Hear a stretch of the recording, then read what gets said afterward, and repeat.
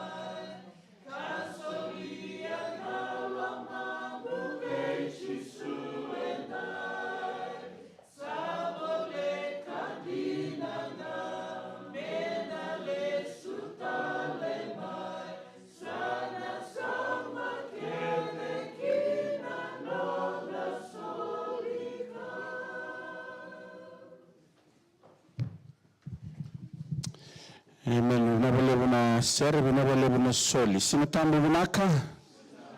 And happy Sabbath church family.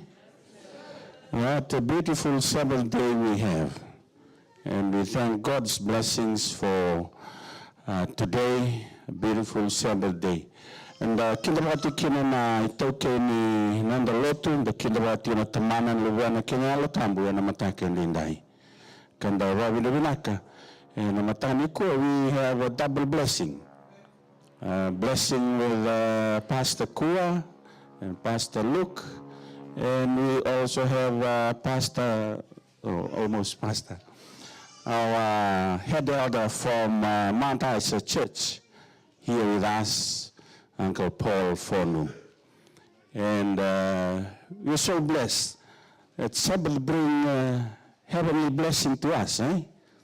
And we are so blessed this Sabbath that we have two preachers coming our way. And Uncle Paul, Uncle Paul, for those who don't know, he was a member here at our Fijian church before he moved up with the family to Mount Isa because of work. And we thank the Lord that he has his calling for him and the family at Mount Isa, serving the Lord and the church there at Mount Isa. Paul, was this your first time again this year? First time, all right. And we welcome you to your church here in Brisbane, and we're looking forward to the message that you will share with us this morning. Uncle Paul is here for a business conference, and we are so blessed that he is here also, not only for the conference, but to share the message with us this Sabbath. So thank you, Paul, and may the God's blessings, our God's blessings be with you and the family as you continue to serve up at Mount Isa. Do you have any new visitors at the church here this morning? Durlot bangaro ndam sa tumay muri batay anti Siriano sa sintorra na Vani bulu na kavani na buku ni songolote Brisbane kinda ba kemni ng bulabinak na na yalabinak na yalandin muni ngole mai na matakan din dai roni mai vito kaniwate ke iran na kam and matani kuai kinabauti na ndurlo to nakelo Tu sa kinda bagi gitu ni song lot. Sa bilang singa tamu tu sa redi gitu kuno sa lahat mai. Bina bale bina ngole tu mai. En kawai tu mai na bukun na singa tamu ken na lot na kelo kinda bagi gitu tinga na mata ken dindai. Sini ngelaban na kenongo ngori. Anto relikoti ko wato na turang ni nakelo. Bato ko sa tunga me nakelo. Kinda bagi gitu ngori na mata ni kuah. Babi binaka na mataka ni kuah ni orang ni basi kamai kinda bagi gitu kan ambula binaka kena lolom ni ngone turanga na mataka ndai sining labati na ndurlo tu mai woodridge angkal mo na wale na tikora na matani ko angkal mo abi lang singa tamu sa ngole ndondo tingumai kan sa litigan na bunungane endo mara ndo babi binaka ni siliti kan ambula na kelo na mataka ndai kinda bagi gitu en bula sama wana kalau na mataka ni kuah. Dapat binati ko wana kalau sila batarati ko nandambula.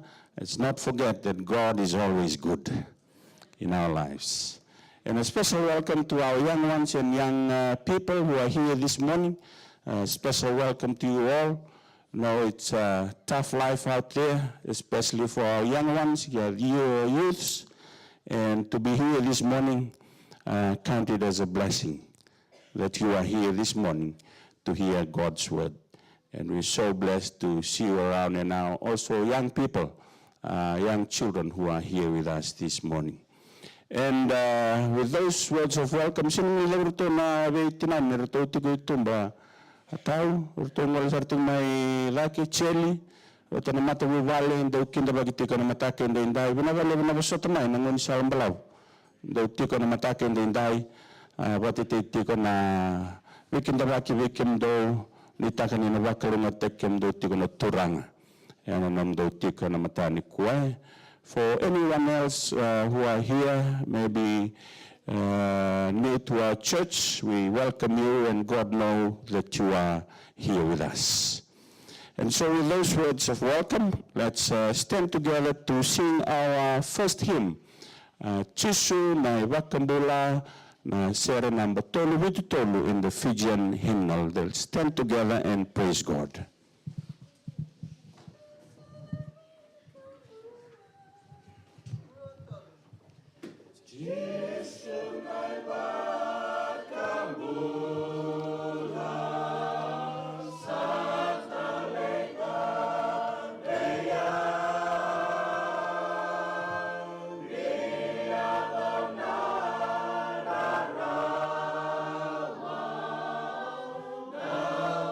Come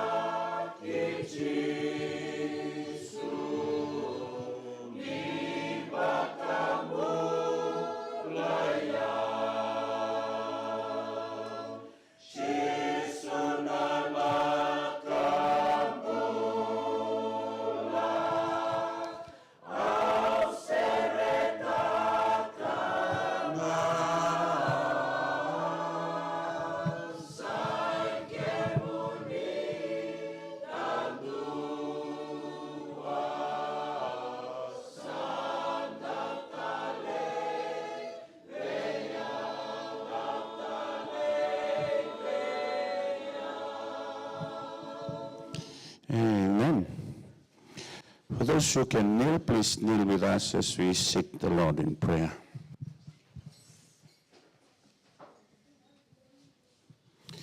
Ni mami kalau na tamaki mami dolo lama na kalau sale deresaras. Kemnina doni bombuli koni sambule leo ni mbule ndai. Asang ni bakayala laturangan na nom ni ngauna. Kimami kalau ngatanga na mbuli nilinga muni ni rani kimami doni maka. Na ngauna bunakonggo me kimami mbula kan doni maka turangan na nom ni viva kalau ngatataki na dua tali na singa ni bodi rengo. Binawale turangan na viva kauti ena lama ni malawa. Vika kimami sotawa kimami labota tingana babu na binaka kibeke muni. Sabu keti kuna ni mami mbula turanga me tambe laki na ni mami wara ni bambauti kemuni.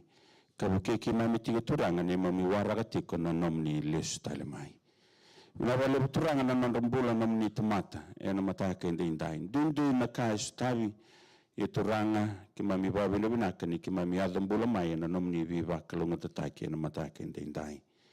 Nomni tomata sa tiko na mataka indai mena mai wasia na nomni bosa masulaka tala turanga na tuku kuni sa wara utaka vikwa ni albinana kalau ni bau taba kalau matataka me buke ka tambe da tala turanga na ni mami viva kani batike kemani ninga nomni era turanga na wakai kimami era sangni ramai na mataka indai tingba na tawmati tingba na ongong kimam sa masu na kalau na bibo no ratiki na turanga na leni bubali nyaluna na kalau min ngai tele betalnga mami kira turanga na lingan bibo ambulai be era sa tawmati kabuki kimami turanga tambe ti kuna ni mami be kani bakayalo kibe kemuni en nomni singatambo na wale no misati kora na matake ndai iwo bosoti kimami ni mami mbula ruka malu mu balawala mami masakati na lamni chisu na ni mami soro ni mami bakambula. Amen. We'll ask the children to, no children, story, kera na tirara, meron na ngolala kamay, me taur na nanda katini, watike na nanda isoli-soli.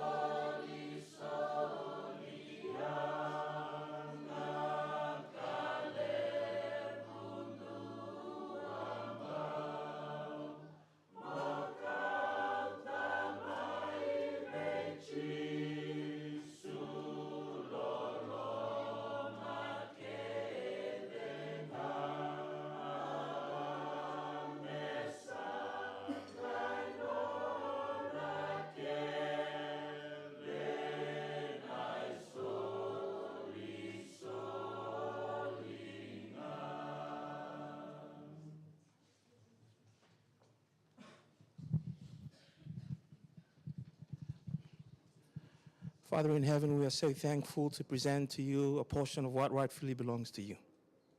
You've blessed each and every one of us immensely this week with many more blessings that we could not see. So, Father, as we offer back unto you, we ask you, Father, that you may use it for the furtherance of your work. Bless the hands that gave this morning and also those of us that couldn't give for reasons that only you know of. And I pray also for your servants that have collected our tithes and offerings this morning. May you continually bless them in their ministry, in their service for you.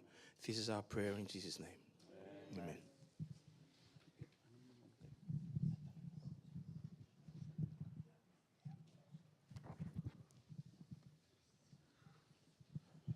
Sing tambunaka. Kaya rong malumumu. Sing tambunaka.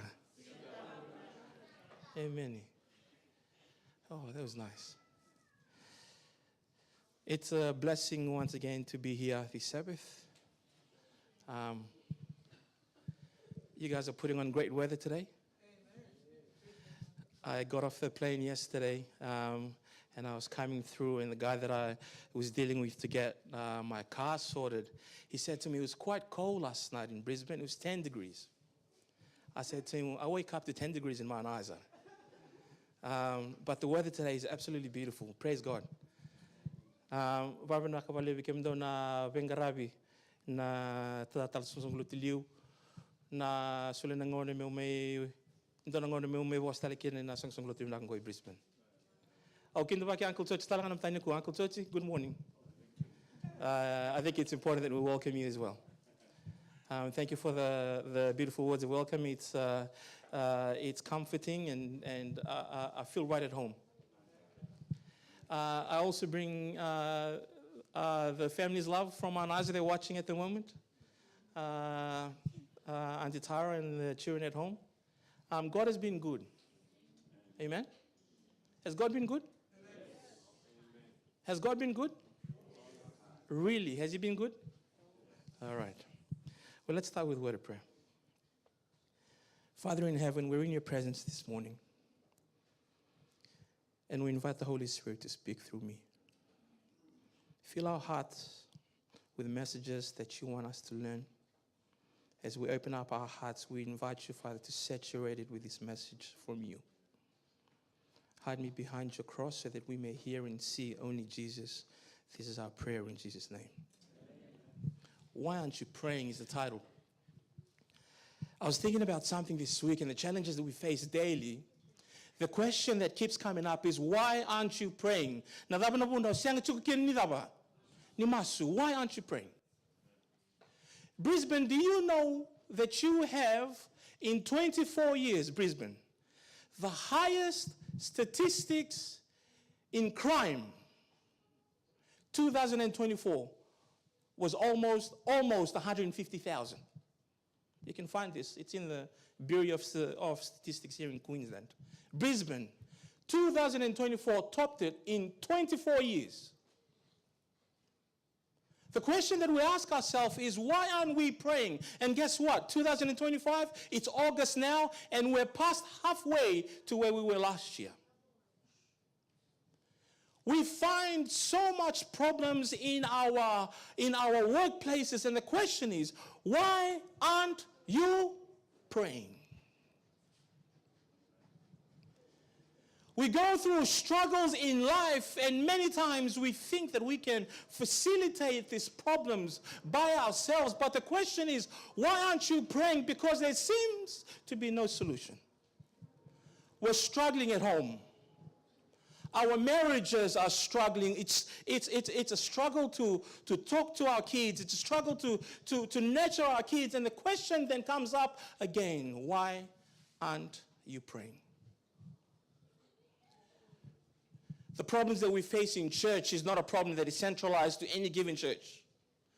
But the main question that we need to ask ourselves this morning is, why aren't we praying? When you ask people their reasons as to why they can't pray, most of them say that the reason why they don't pray, number one, is their lack of desire. They just feel unworthy.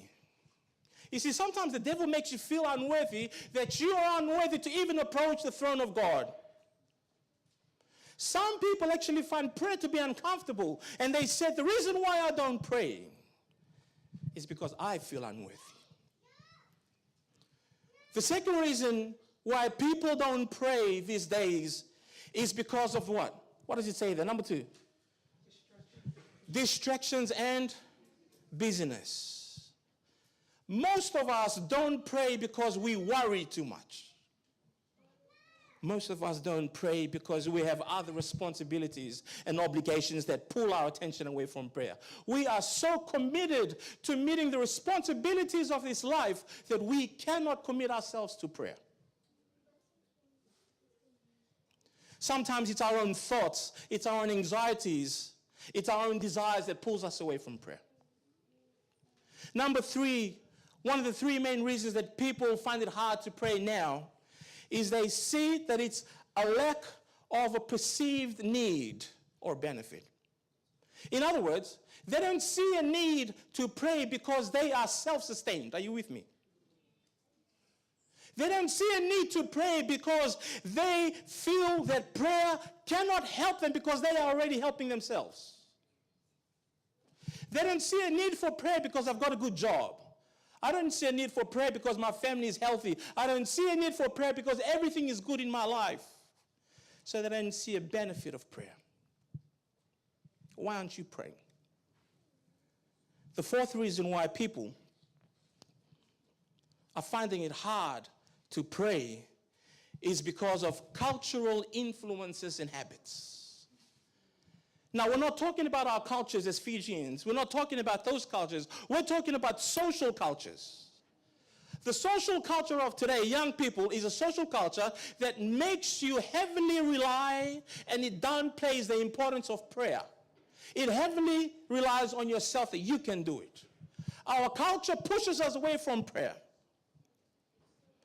And many of us struggle to pray because we don't see anyone else praying. There's a lack of modeling. If people don't see others pray consistently, then they won't pray themselves. I'm preaching to myself.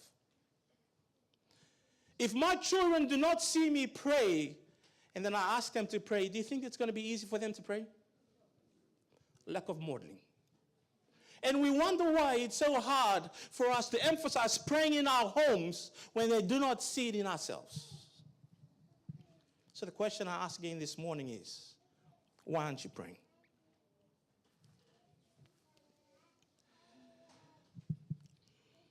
Because prayer actually matters. Does it not? Church family, does prayer matter? And bimbi do masu?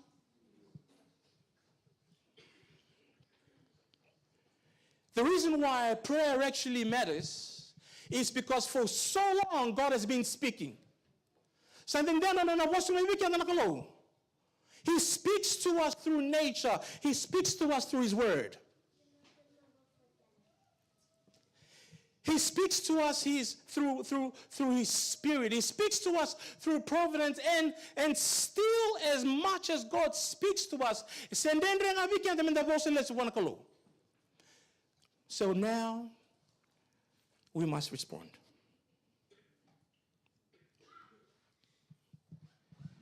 God reveals himself, but now we must speak to him personally.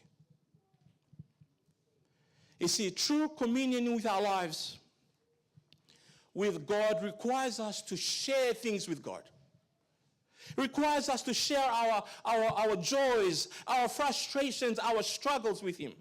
You know, the Bible says there in James chapter 4 and in verse 8, let's read together, draw near to God and he will, church family, prayer matters. If you don't think that prayer is important, guess what? God has been speaking to you all this time, but it seems that some of us are a little bit heavier in the ear. There's too much wax that we need to clean out. So now it's time for us to communicate back with God. You know that prayer is a heart-to-heart conversation with God. We love talking, do we not? Put your hands up if you don't like talking. Put your hands up if you love talking about things that pertain to other people. Everyone has got an ear when somebody's talking about someone else. Let me tell you a secret. God has an ear when you want to tell him something about yourself.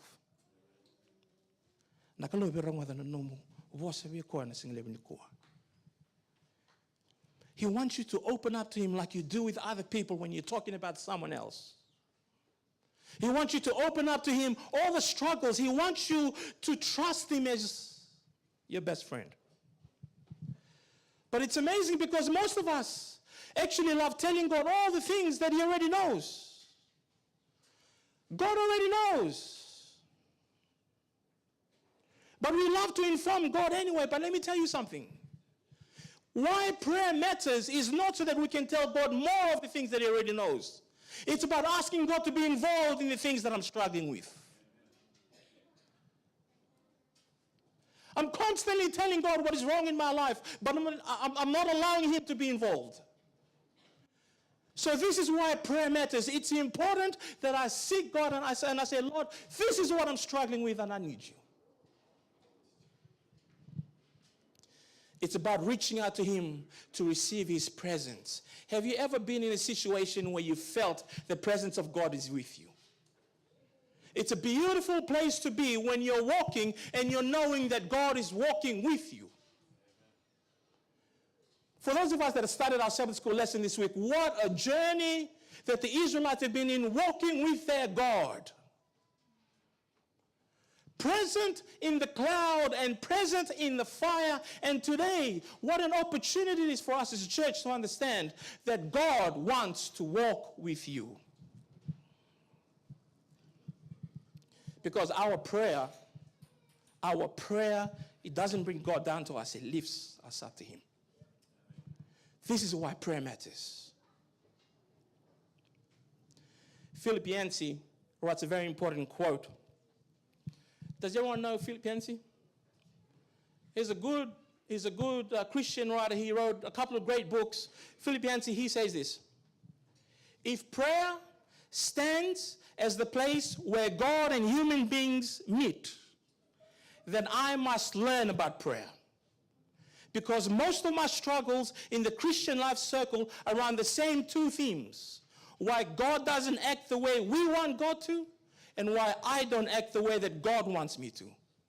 So prayer is the precise point where those themes converge. Prayer is where our conversations with God come together. You see, we're so good at taking our problems to other people. But God is challenging us this morning. It's time for us to acknowledge that prayer is important. This is why prayer matters.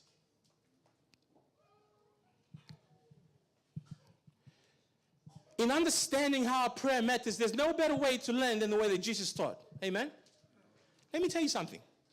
Did you know that in the whole Bible, there is no other question that was asked of Jesus? Jesus, teach us how to preach. Did you find that in the Bible? Jesus, teach us how to do evangelism. Teach us how to do door-to-door ministry. Teach us how to do Bible studies. The question that was asked of Jesus was, Jesus, teach us how to pray.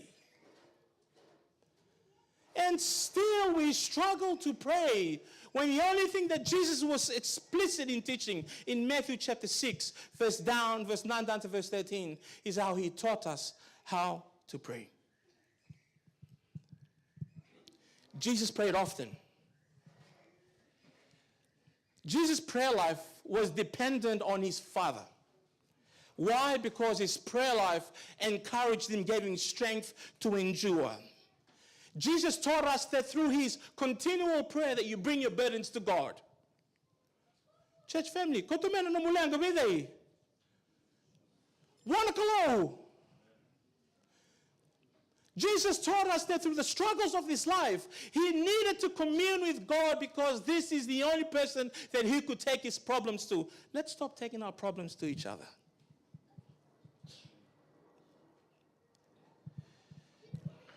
We find that even Jesus Christ needed prayer. As a sinless person walking and journeying in this world, God in the flesh, he still needed prayer. How much more do we? How much more do we pray? How much more do we need to pray? I love it when the Bible says that he was tempted in all points as we are, and yet without sin. Hebrews chapter 4 in verse 15. He taught us how to pray. So then I ask myself the question again. Why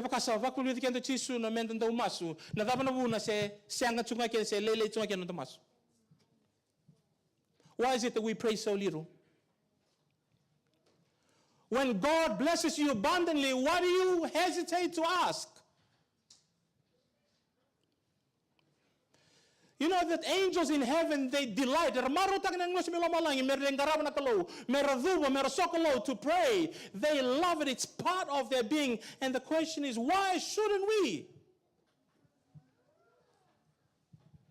We don't realize that prayer is our lifeline. Are you with me? Prayer is our lifeline, and we often neglect it. I wonder how we survive walking around in this world neglecting prayer but expecting God to move. We walk around and we're challenging things and we're trying to see God do miracles in our lives, but we're neglecting the lifeline, which is prayer.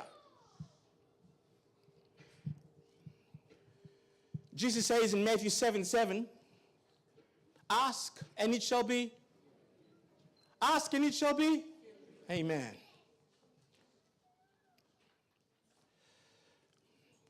I love the quote that Sister White puts up there. And if you're looking for the quotes that I'll be throwing up there from the Spirit of Prophecy, it's from the book Steps to Christ, chapter 11. She says that prayer is the, can you all read together? Prayer is the, to unlock heaven's storehouse, where are treasured the boundless resources of. What is the key in the hands of faith? Church family, I can't hear you. What is the key? Prayer. Hold on to that key. How do you expect God to move in your family? How do you expect God to move in our church? How do we expect God to move in our community and at work when we do not have the key?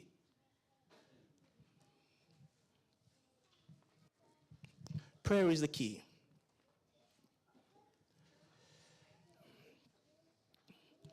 Matthew 26:41 says, watch and pray that you what?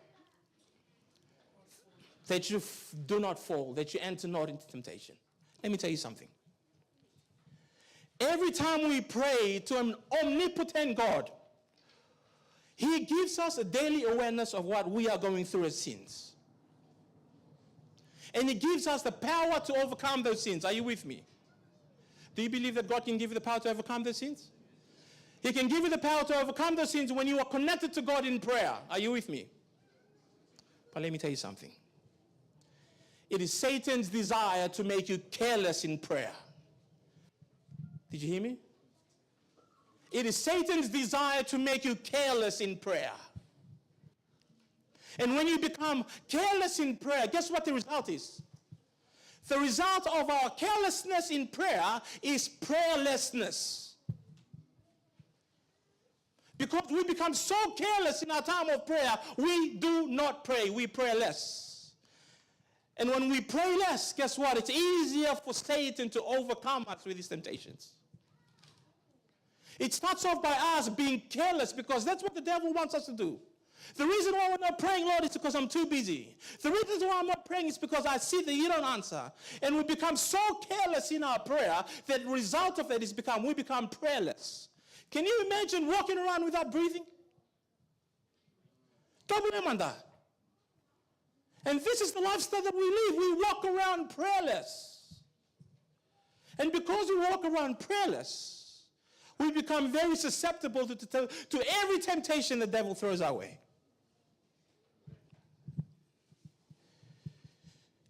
It's easier for the devil to overtake us and overcome us when he sees the carelessness and the prayerlessness in our lives.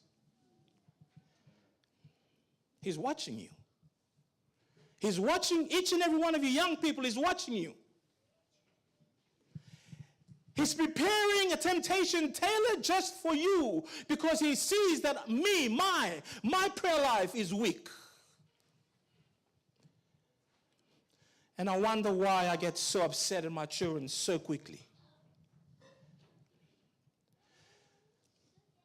A prayer life is supposed to bring change to you. It doesn't change God, it changes me. And when I tap into the omnipotent power of God, it changes me to be a different person every time I pray. Let me tell you something. At home,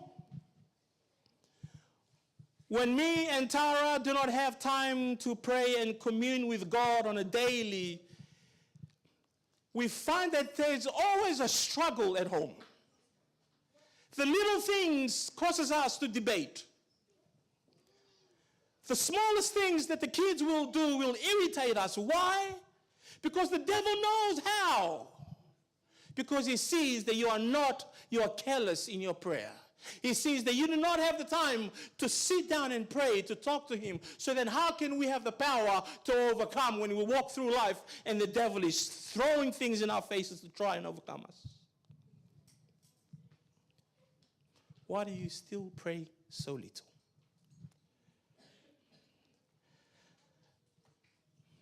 Prayer is such an integral part of our life. And many times we pray so little because we give God so many excuses, right? Can the lebuna excuse? Lord, I was so busy. I'm so tired. I got a headache. I've got to babysit. I only got 4 hours of sleep because I've got 2 jobs. I'm struggling. And we don't realize that the lifeline on how we can live and be victorious and overcome is by connecting to God in prayer. And Jesus knows his need to be connected constantly with his Father. How much more should we? How much more should we? I love this quote by the Spirit of Prophecy. She says, "The darkness of the evil one," listen to this, "encloses those who neglect to do what?" Wait a second. The darkness of the evil one encloses those who neglect to pray. So every time we become careless, watch out. Every time that we are not praying as often as we should, the Spirit of Prophecy says the darkness of the evil one encloses those who neglect to pray. Notice this. The whispered temptations of the enemy continues to entice people to sin. And it's all because they do not make use of the privilege that God has given them in the divine appointment of prayer. And you wonder why you're so easily overcome. We come up with the excuse by saying, "Oh no, I'm just a sinful person. No, it's just in my nature. I've got a short fuse."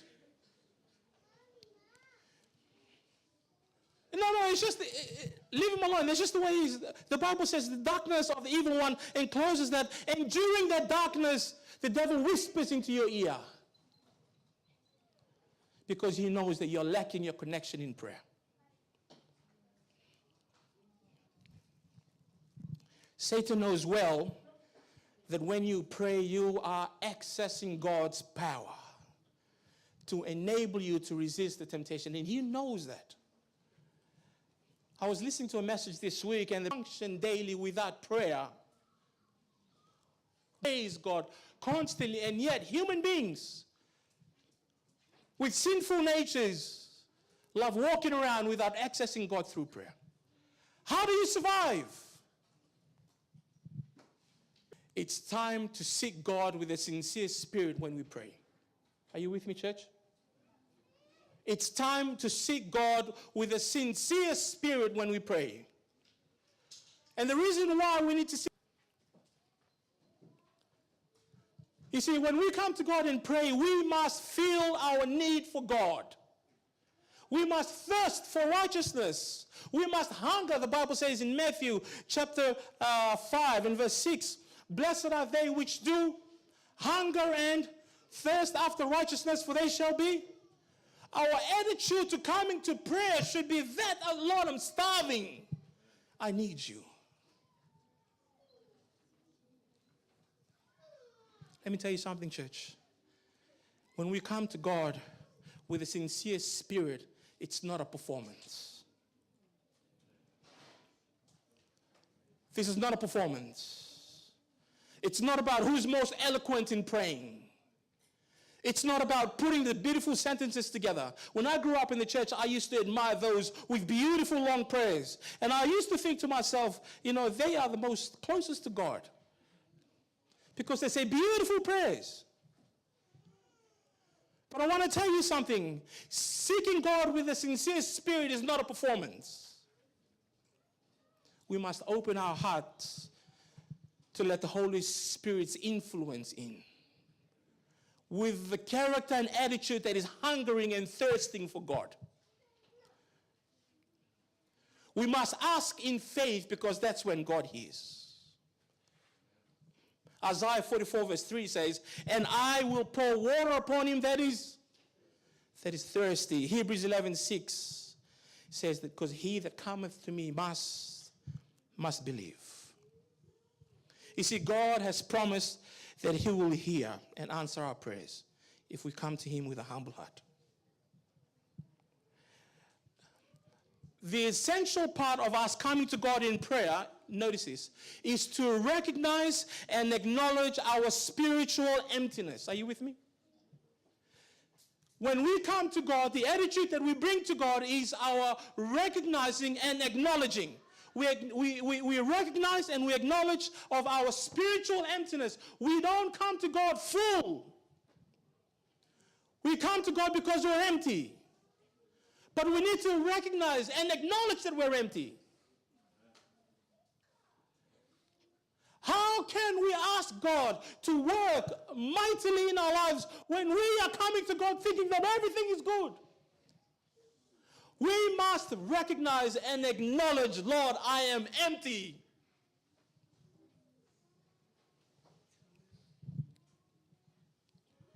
And it's only through our emptiness, our realization, and our acknowledgement of our emptiness that the Holy Spirit then can move.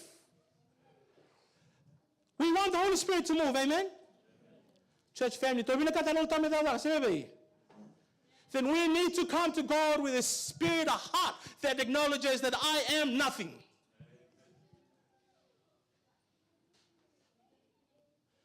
As eloquent as I may be, as a great singer as I can, with a great job that I have, with a mansion that I live in, with a children and a beautiful wife that I have, I am nothing when I come into the throne room of God. The conditions for answered prayer is very simple. Come to God with humility. Come to God with humility.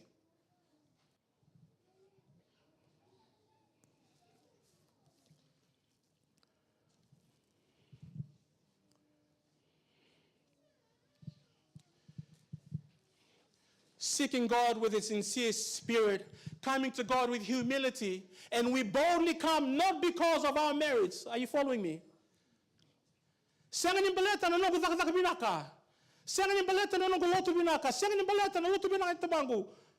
come to God not because of our own merits, but because of who?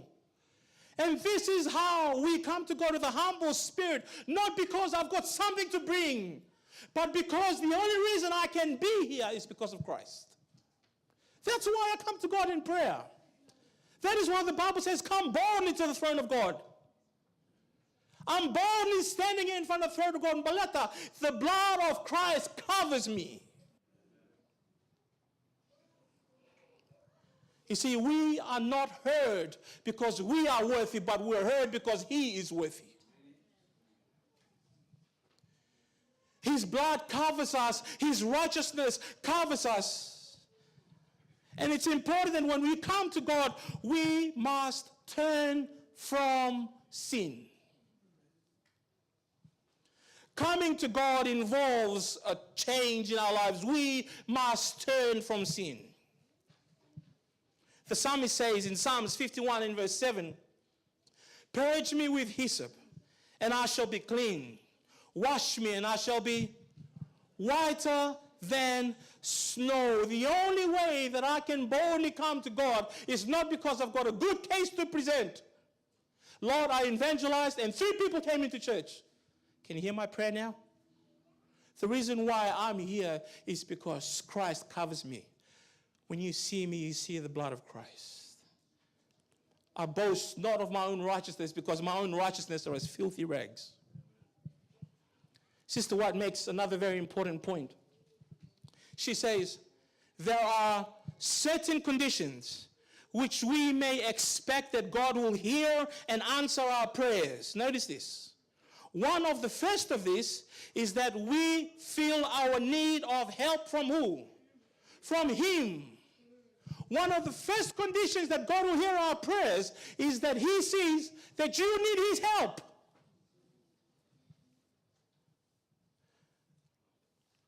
Many times we come to God with a solution that we want God to bless. Lord, I'm struggling with this, but I've done this. Can you make it work for me? One of the very first steps is when you come to God in prayer, we must acknowledge that I need your help, Lord. Please. A lot of us have been in situations where we've struggled. Where we really struggled, and the only person that we could really turn to was God and say, Lord, please help me. But, notice this. But when we say, Lord, please help me, guess what the next thing we do after we get off our prayer? We call someone. Because we're too impatient to wait on God.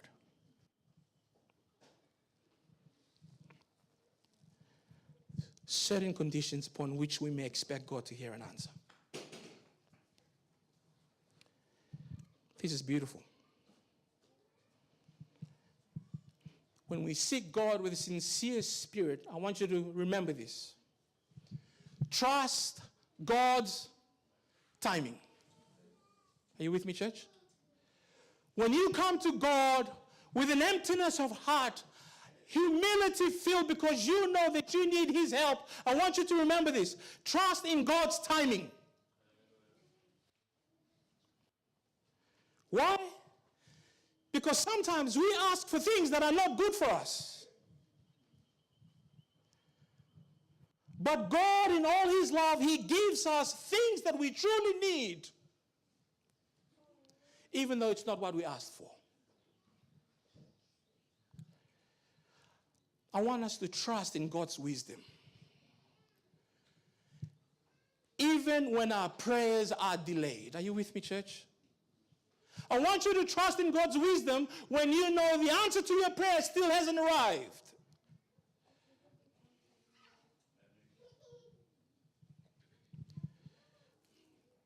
Psalms 84 verse 11, the Bible says, no good thing will He withhold from them that walk what?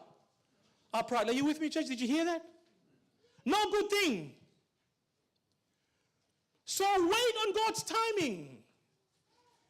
Because He says that He will not withhold any good thing for those that walk uprightly. So why are you trying to manufacture things for God to move? Stop manufacturing things for God to work in your lives. Because God doesn't work in your schedule. Are you with me, church?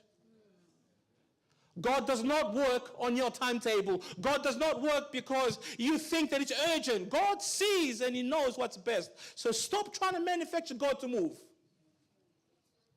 Trust in God's timing. Hebrews 10:23, the Bible says, let us hold, come on church, let's read together, 2, 3. Let us hold fast the confession of our hope without wavering. Say it louder. For He, say it again, for He who promised is faithful.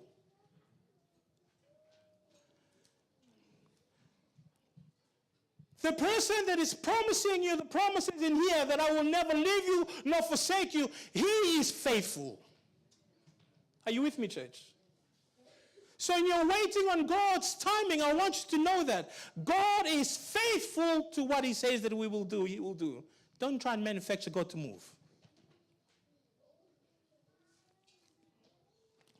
There's a quote by the Spirit of Prophecy that I want us to see together. And the quote says, we are so erring and short-sighted that we sometimes ask for things that would not be a blessing to us. This is why we err when we come to God in prayer. Because we ask God for things that are not a blessing to us. And our Heavenly Father in love answers our prayers by giving us that which will be for our highest good. That which we ourselves would desire. If the vision divinely enlightened, we could all see the things as they really are. Many times we come to God and the delay in our prayers because we're asking for things that God says is not a blessing to you. And he says, if you come to me more often, you will have the divine knowledge to understand and know what to ask for. And the reason why many of us need to be on the sideline and patiently wait, because we keep asking the wrong thing. This is where we err.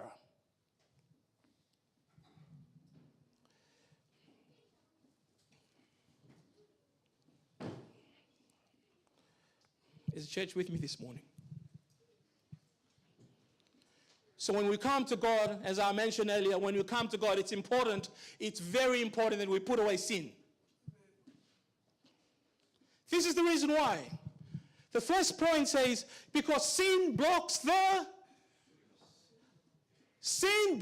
signal. Do you know how frustrating it is when you get to a spot and you can't get reception? Yeah? I was at the airport yesterday, and there was a lady in front of me inside the Avis rental place, and apparently in there is very poor reception. She was frustrated. She had all her bags, and the ladies were telling her, excuse me, if you go out and you cross the road, next to that fence, you'll usually get good reception. And she's saying, but you want me to take all my stuff? Do you see how frustrating it is when you can't get reception? This is what sin does. When we come to God with sin in our lives, it blocks the reception.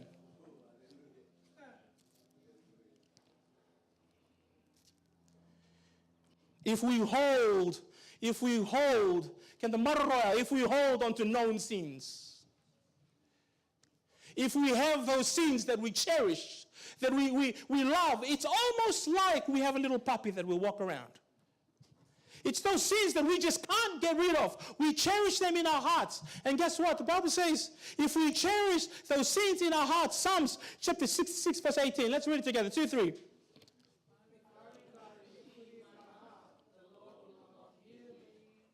If I regard iniquity in my heart and I come to the throne of God in prayer, the Lord will not hear me. Oh, when we wonder why.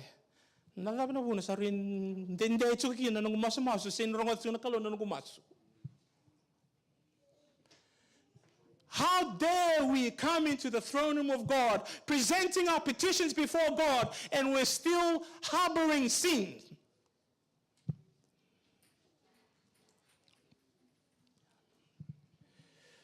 Sister White makes it very clear. I'm sorry that the quotes are small. She says that if we regard iniquity in our hearts, if we cling to any known sin, listen to this, the Lord will not hear us. So you can stay up all night if you need to. You can exhaust all your energy in trying to plead with a God that sees that all your signals are blocked because you have sins that you haven't repented of. And she goes on to say, but the prayer of the penitent, contrite soul is always accepted. I love that. The prayer of the contrite and repentant soul is always accepted.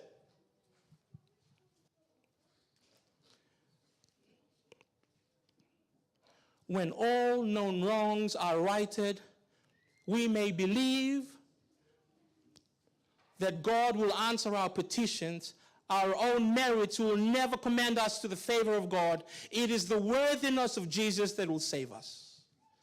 His blood that will cleanse us. Yet we have a work to do in accompanying with the condition of this acceptance. We will never win the favor of God with our own goodness. It is only through the provision of God by sending Jesus Christ. But I love this. Notice this. I want you to notice this. He says that sin blocks the... What's the second part? But God welcomes the broken. Wait a second. God will not hear my prayer because I'm a sinner, but he'll accept me because he sees that I am a sinner. I've accepted my sin, and I'm asking God for forgiveness. The Bible says that if we confess our sins, finish that for me. He is faithful and just to do what? To forgive us and do what else? And cleanse us from how many? From all unrighteousness. This is why God welcomes the broken. You see, when you're struggling because your reception is broken, because of sin, God says, come to me. Come. Let's deal with the issue that you're struggling with at the moment. Let me tell you what is wrong.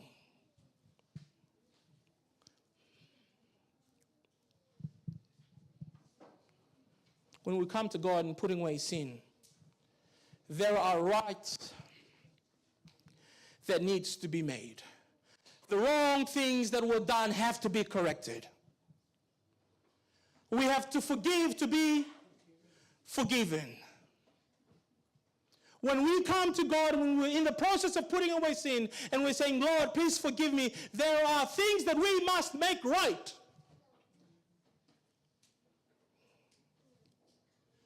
We might have differences amongst each other that we need to right. When we make things right, reconciled, repent, and the relationship is restored, then we can come and pray with confidence. Are you with me, church? When we've made things right and we've reconciled and we've repented and we're restored, then we can come and pray with confidence. You see, because God honors those who walk in truth and integrity. And let me tell you this. Obedience is not legalism. Are you with me, church? Obedience is not legalism. So when it's time for us to follow God and do what is right, obedience is not legalism. You know what it is? It's love in action. We being obedient to what God asks us to do is a response because we see his love for us. I'm not having a legalistic view and I'm always trying to do what is right. I'm doing what is right because I see how much he loves me. I'm a broken person that he saved. And now that I'm restored, the antenna can now connect with the only person that can give me peace, power, strength. Proverbs 28 verse 13. The Bible says, he that covereth his sins shall not prosper. But he who so confesseth and forsaketh them shall have, mercy. Shall have mercy. Brothers and sisters in Christ, it's important that when we come to God in prayer, we must confess and forsake.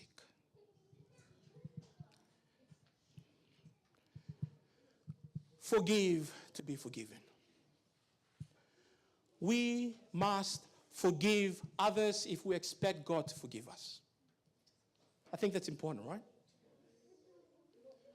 We must forgive others if we want God to forgive us. Because when we have a heart that is full of bitterness, let me tell you something.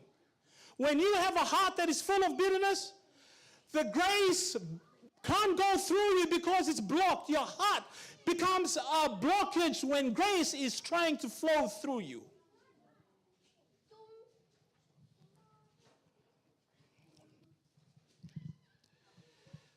We must pray with a spirit of love and reconciliation. It's important, church family, that when we come to God, and this is why prayer matters. And this is why prayer matters.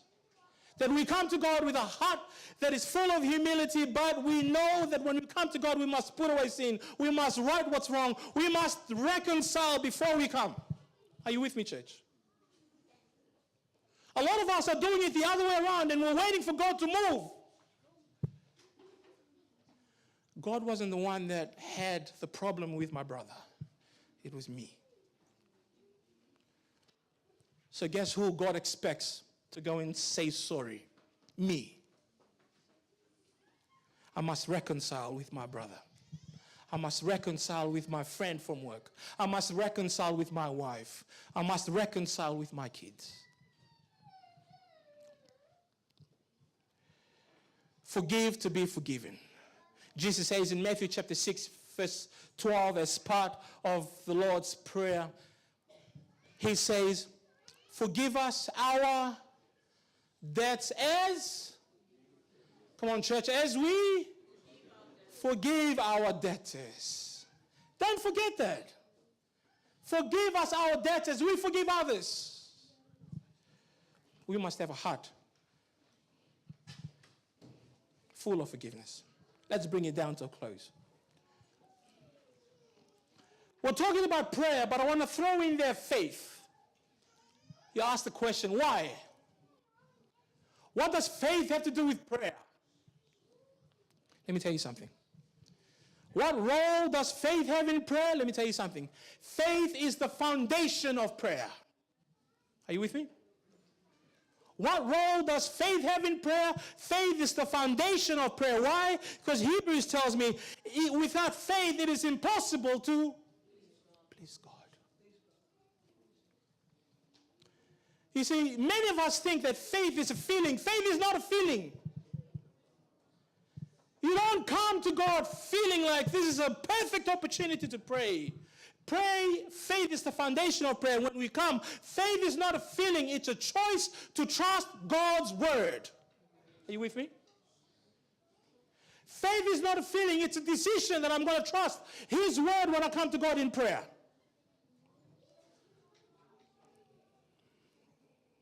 Even when the circumstances say otherwise.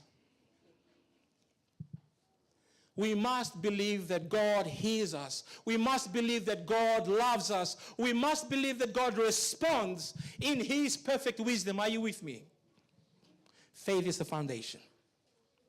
Sister White makes a very important quote here. She says, another element of prevailing prayer is, what does she say? Another element of what prayer? Prevailing prayer. I don't want just any type of prayer. I want the prayer that prevails. Isn't that what we want? Otherwise, we're all just wasting our time praying if it doesn't prevail. But the Spirit of prophecy says another element of prevailing prayer is faith. He that cometh to God must believe that He is, and that He is a rewarder of them that diligently seek Him. Isn't that amazing? Faith is the foundation of our prayer.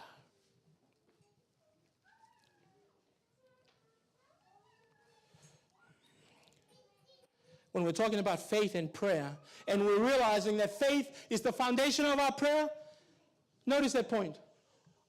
Waiting is not, when we know that faith is the foundation of our prayer, our waiting is not wasted. Our waiting is not wasted when we're waiting on God because we trust Him. By faith, we know that He's heard us. We know that God acts in His own time. So my waiting for God to answer my prayer is not wasted.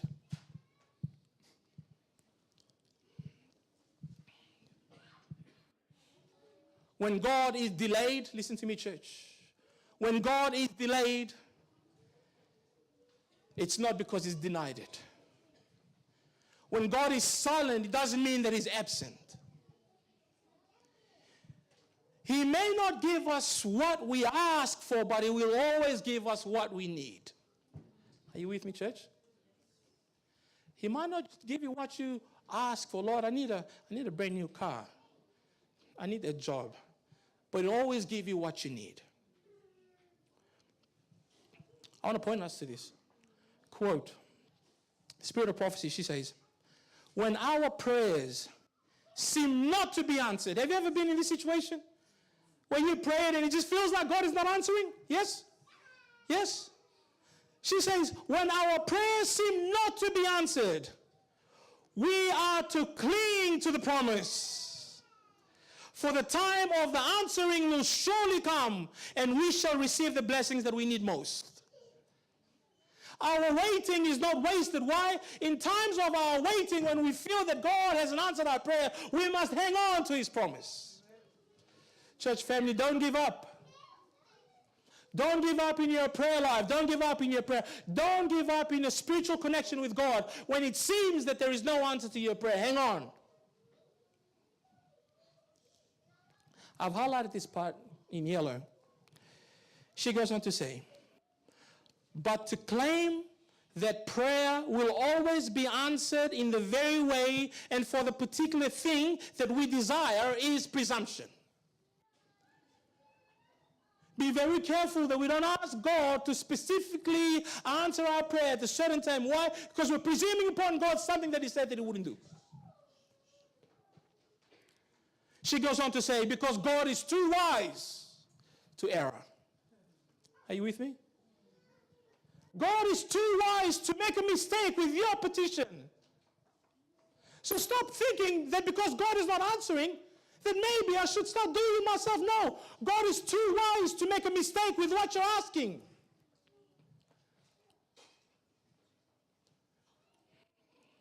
And he's too good to withhold any good thing from them that walk uprightly.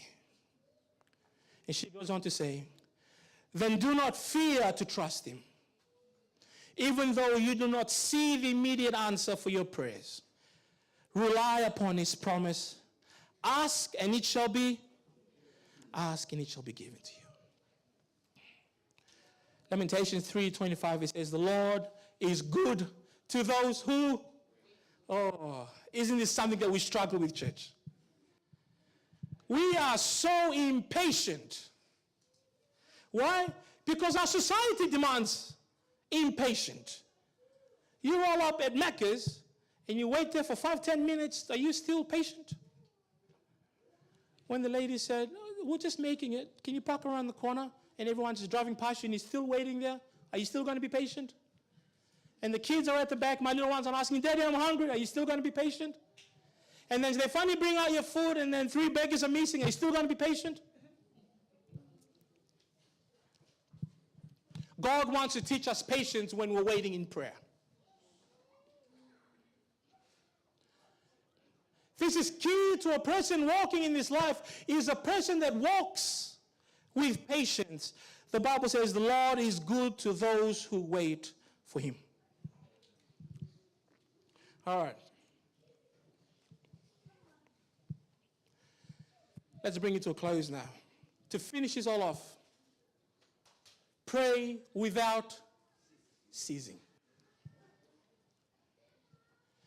Persevere in prayer. Pray without ceasing. Now let me get a babiti. Huh? Masuti kuna? Kwani demu. And what is perseverance in prayer in Fijian? Persevere in your prayer. Wasota. Vike. Persevere in your prayer.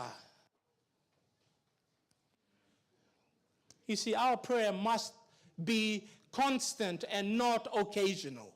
Are you with me? Make your prayer constant and not occasional. Occasional is when we say, oh, now is the perfect time to pray.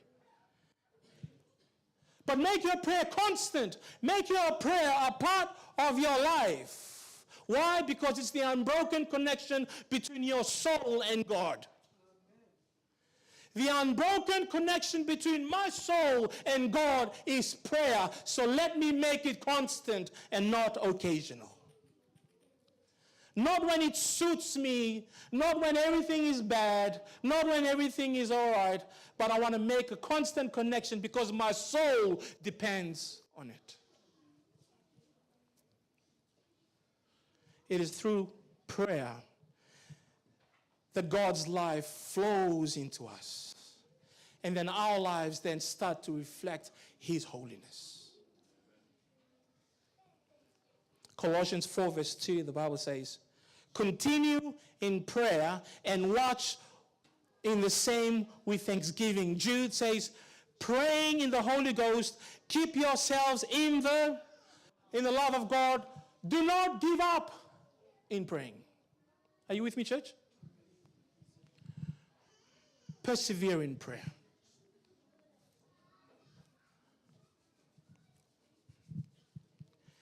Let nothing hinder your prayer life. Let nothing hinder your prayer life. You see, because prayer is not optional. It's essential for our spiritual vitality. So don't let anything hinder you. Make every effort to keep the line open between your soul and God. I want you to seek out places of prayer. I want you to be faithful in prayer meetings. I want you to be faithful in your personal devotion. I want you to be faithful in times when we get together in prayer.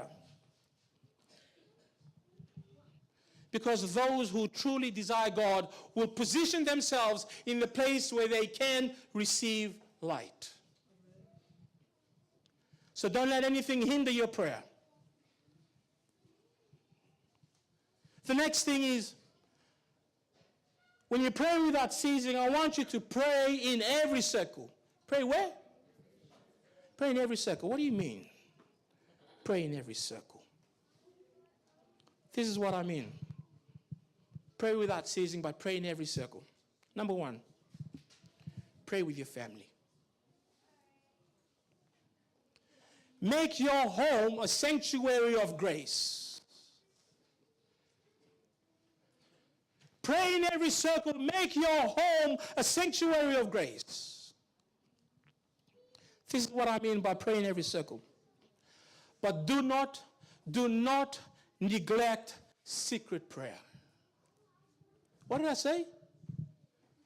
Don't neglect secret prayer. This is what Matthew talks about in Matthew 6 and verse 6. But when thou prayest, enter into, do not forget this moment in time where you can talk to God in secret, where you can pour out your heart to God. Don't neglect secret prayer.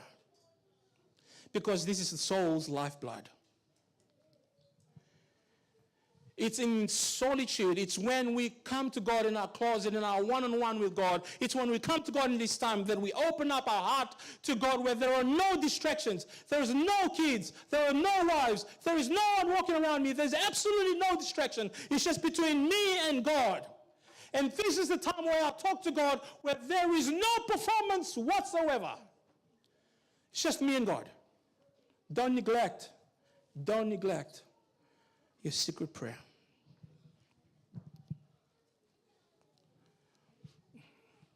Pray without ceasing. The third one is prayer throughout the, how often?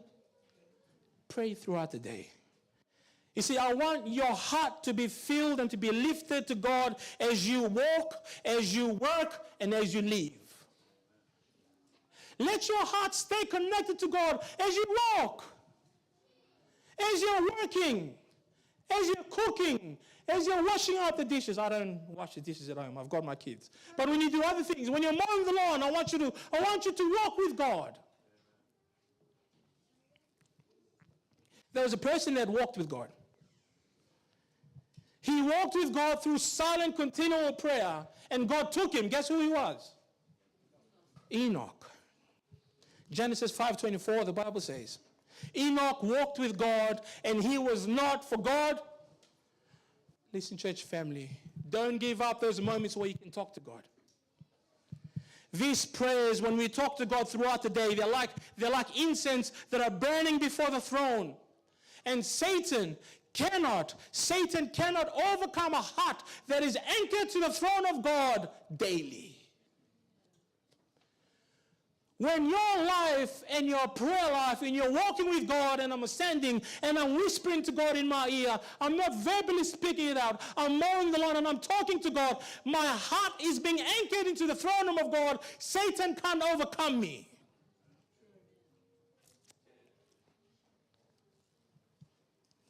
I want to close with this.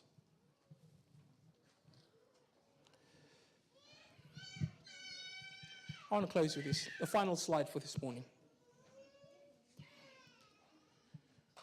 We need to have far less confidence in what man can do and far more confidence in what God can do for every believing soul. Can I get an amen? We must believe far less in what men can do. Let's stop putting our trust in men who always disappoints us.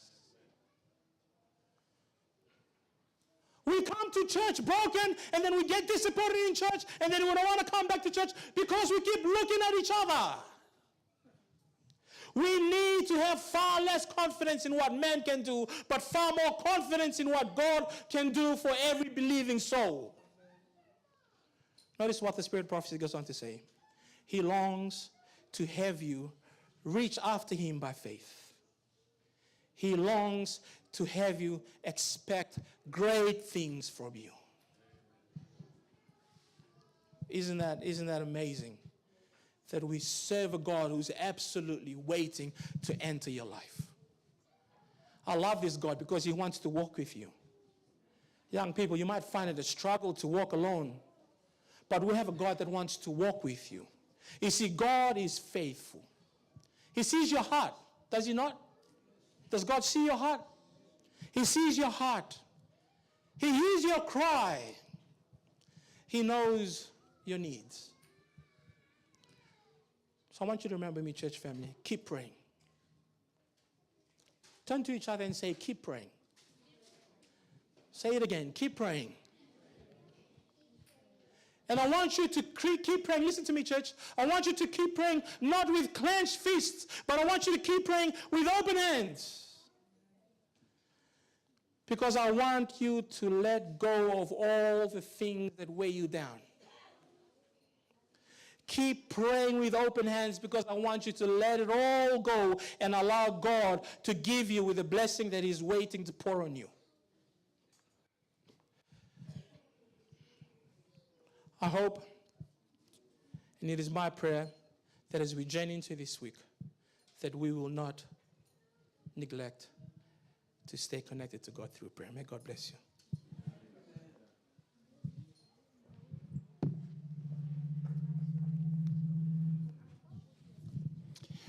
Now we'll have Uncle Paul for the timely message, and what a blessing.